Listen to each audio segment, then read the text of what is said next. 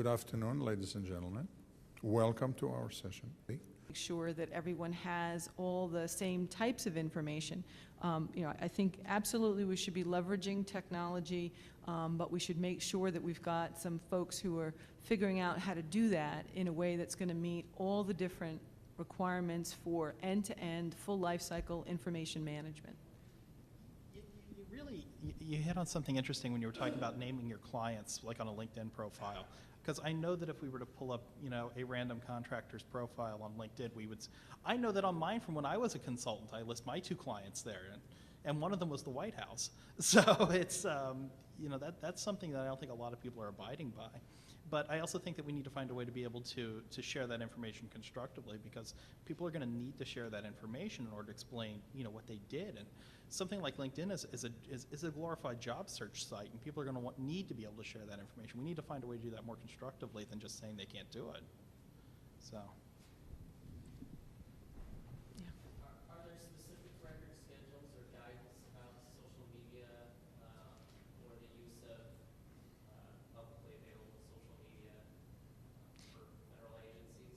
Or do they just default to the subject area? Yeah, and that's what I was. To the best of my knowledge, there's nothing that focuses on these technologies as the container, because they really are the container within which the communications are happening, just like email is a container within which the communication happens, and it's really around the content and what is it about that communication that makes it either an official record, because it evidences a transaction, or a transitory record that can have a very short lifespan and be dispositioned accordingly. So unfortunately, again, these technologies, I think, were developed to affect the fast communication and distribution, not necessarily with the thought of the management of the content.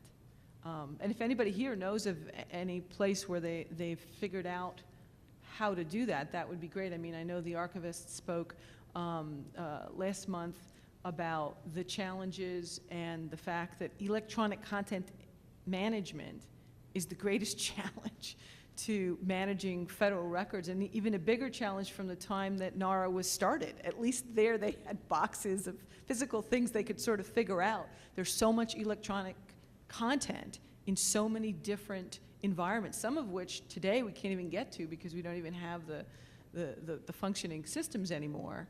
And to the extent that I don't know that anybody sat down and said, Facebook, which is all the rage today in so many different ways, is a container and a tool, but it will have an end of life cycle.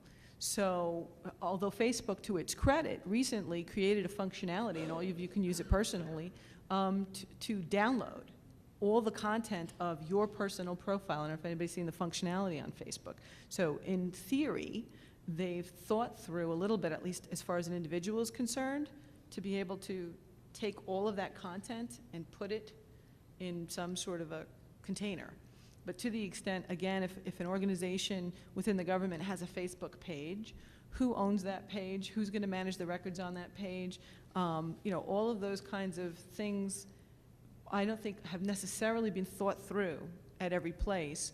And if nothing else, you can leave here maybe inspired to be the catalyst or to be the leader to think about that question and try and bring together the relevant individuals within your organization and say, let's talk about this, if there's not already a focal point to do that. And something that I learned recently that's pretty insightful is NARA as an organization does not do electronic records management.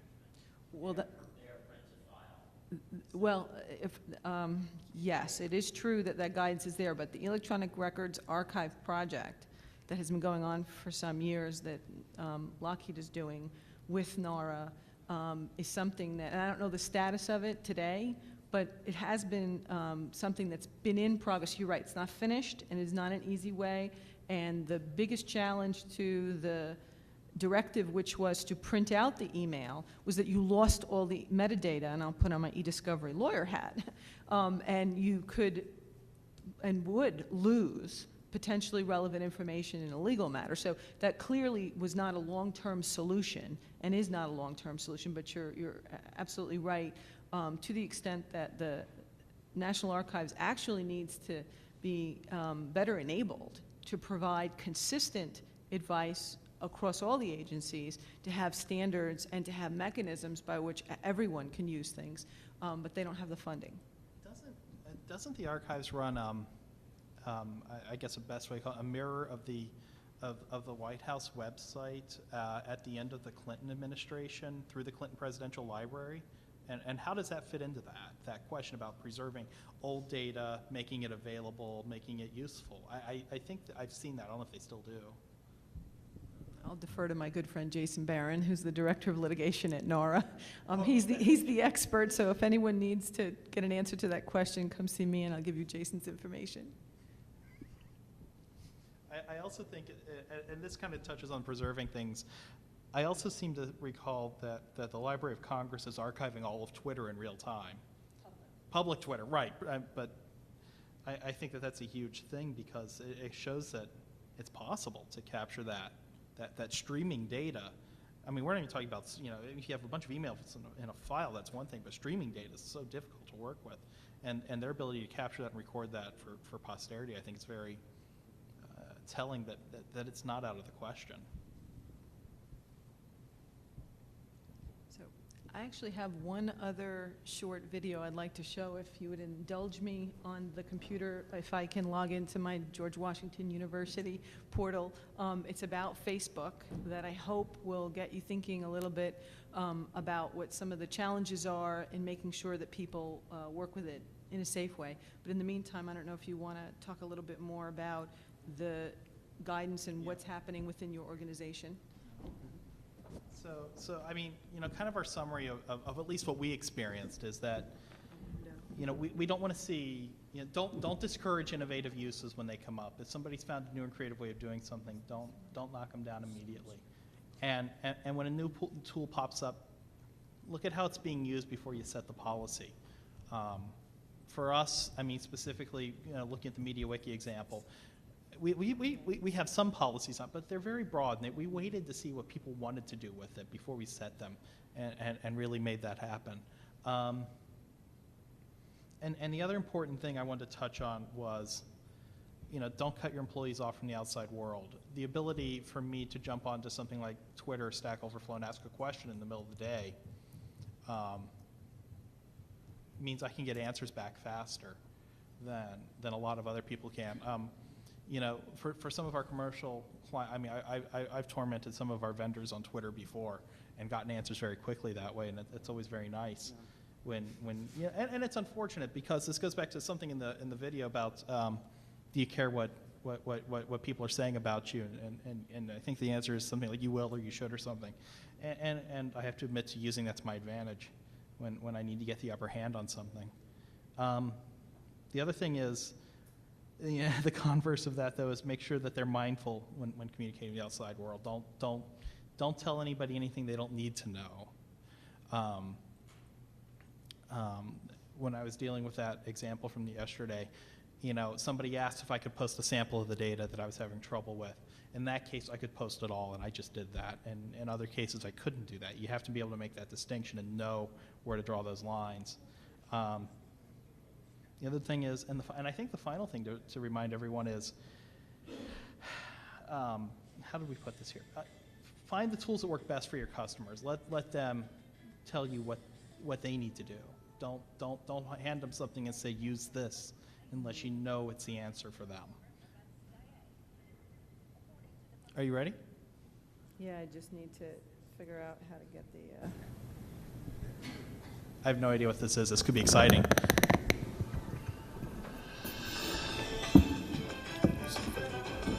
Could you put it on full screen? I don't know how to do it.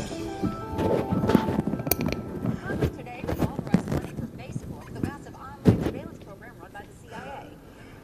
According to Department of Homeland Security reports, Facebook has replaced almost every other CIA information gathering program since it was launched in 2004. After years of secretly monitoring the public, we were astounded. So many people would willingly publicize where they live, their religious and It is. There we are. It's just not coming through that loudly. friends' personal email addresses, phone numbers, hundreds of photos of themselves, and even status updates about This what is they the were mic. doing moment to moment. It is truly Try this, see if yours picks up any better. Much of the credit belongs to CIA agent Mark Zuckerberg, who runs the day-to-day Facebook operation for the agency. The decorated agent Figure out to get it to the screen. prestigious Medal of Intelligence for his work with the Facebook program, which he has called, quote, the single most powerful tool for population control ever created. Among the biggest successes in the Facebook program is Operation Farmville, which the CIA credits with pacifying as many as 85 million people after unemployment rates rose dramatically. It was an idea to, Can you hear that? no. I don't even know where the mic is. Into the friend networks of suspected dissidents. For some expert analysis now on the story, let's check in with FactZone's first responders. Jason, you have written extensively about Facebook program. Why is it so effective? Well, one of the key reasons is that the CIA has been so thorough in convincing the nation that constantly sharing information about everything that you're doing is somehow. I just shut it off. I'm sorry. Oh, yeah?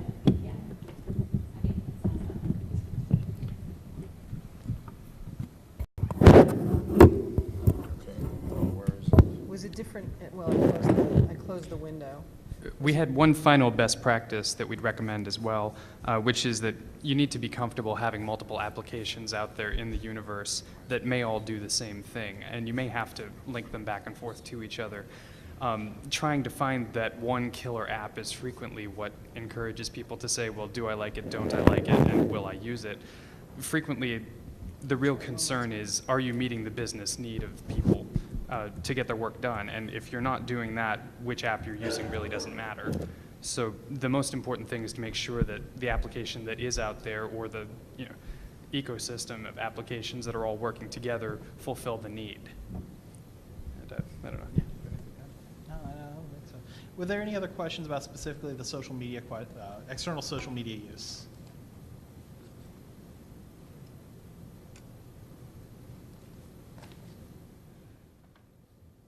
One last valiant attempt.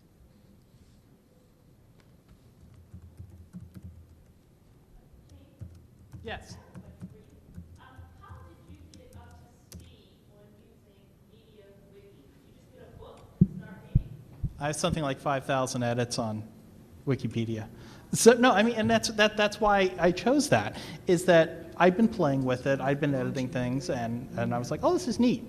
So when I was looking for a tool to do that, I was like, okay, let's see if this works, because it's kind of got the features I need. Quick edits, I can link things easily.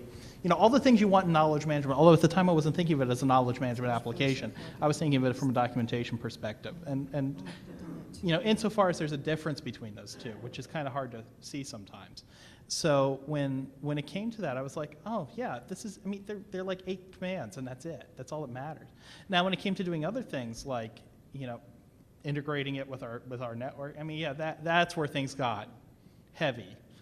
But that was about, you know, fortunately, you know, I have many years of experience as a programmer, so I do the obvious thing. I open it up, I start looking at the code and going, okay, how do we make this happen? So I think that I know there have been a couple of books about MediaWiki because we've bought a few, but I never bothered to read any of them. So.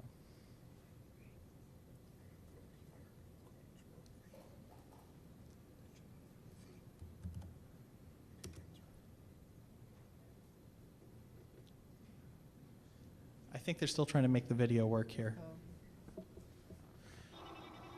This is the Onion News Network.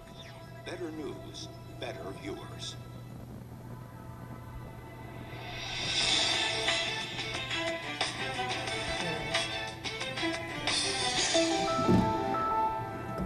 Congress today reauthorized funding for Facebook, the massive online surveillance program run by the CIA. According to Department of Homeland Security reports, Facebook has replaced almost every other CIA information gathering program since it was launched in 2004. After years of secretly monitoring the public, we were astounded so many people would willingly publicize where they live, their religious and political views, an alphabetized list of all their friends' personal email addresses, phone numbers, hundreds of photos of themselves, and even status updates about what they were doing moment to moment. It is truly a dream come true for the CIA.